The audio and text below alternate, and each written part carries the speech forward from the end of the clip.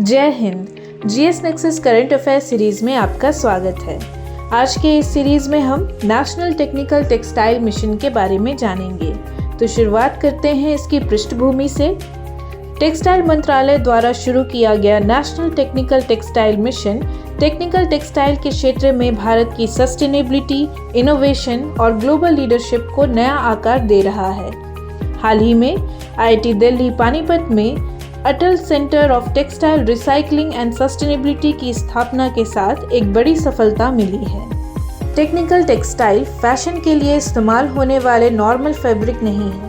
यह खास तौर पर इंजीनियर्ड मटेरियल हैं जिन्हें मजबूती, इंसुलेशन, प्रोटेक्शन, ड्यूरेबिलिटी और रेजिलियंस जैसे टेक्निकल परफॉर्मेंस और फंक्शनलिटी के लिए डिज़ाइन किया गया है। इनका इस्तेमाल bullet proof jacket, fire proof gear, space suit, railway track, highways, sports gear, medical products जैसे पीपीई किट और डायपर, क्रॉप कवर और खेती में इस्तेमाल किए जाते हैं। इन्हें 12 कैटेगरी में बांटा गया है: agrotech, meditech, protech, geotech, packtech, cloth tech, sport tech, home tech, build tech, indutech, mobile tech and oekotech. यह एक उभरता हुआ सेक्टर है जिसके 2027 तक $274 बिलियन के ग्लोबल मार्केट तक पहुंचने की उम्मीद है, लेकिन भारत की पहुंच सिर्फ 5 से 10% है, जबकि डेवलप्ड देशों में यह 30 से 70% है। भारत को टेक्निकल टेक्सटाइल में ग्लोबल लीडर बनाने के लिए सरकार ने 2020 में नेशनल टेक्निकल टेक्सटाइल मिशन शुरू किया, जिसका खर्च 1480 करोड़ है, जो मार्च 2026 तक वैलिड है। मिशन के 4 हिस्से हैं। पहला, रिसर्च और innovation. Agrotech, meditech, sport tech, biodegradable textiles और मशीनरी में रिसर्च एंड डेवलपमेंट के लिए 1000 करोड़ का एलोकेशन किया गया है। दूसरा, प्रमोशन और मार्केट डेवलपमेंट। इसमें 15 से 20% ग्रोथ का टारगेट और 40 से 50 बिलियन डॉलर का डोमेस्टिक मार्केट बनाने का लक्ष्य है।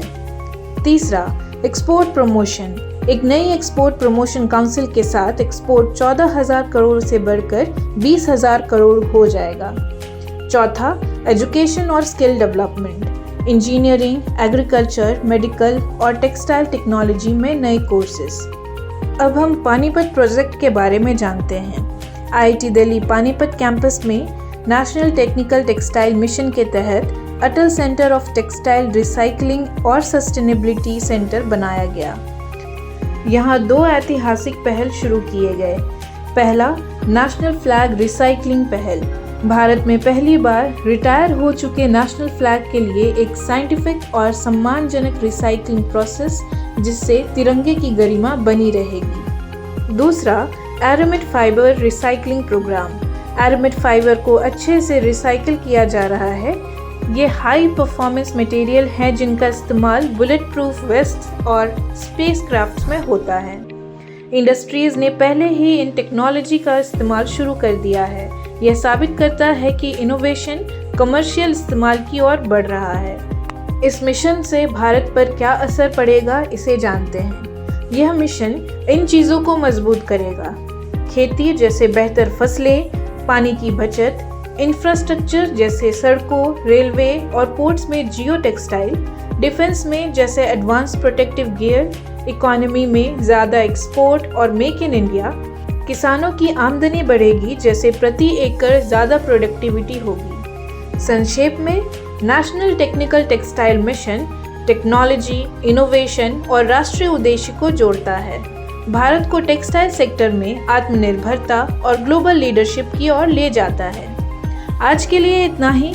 आगे इस तरह की महत्वपूर्ण जानकारियों के लिए जीएस नेक्सस के साथ जुड़े रहें।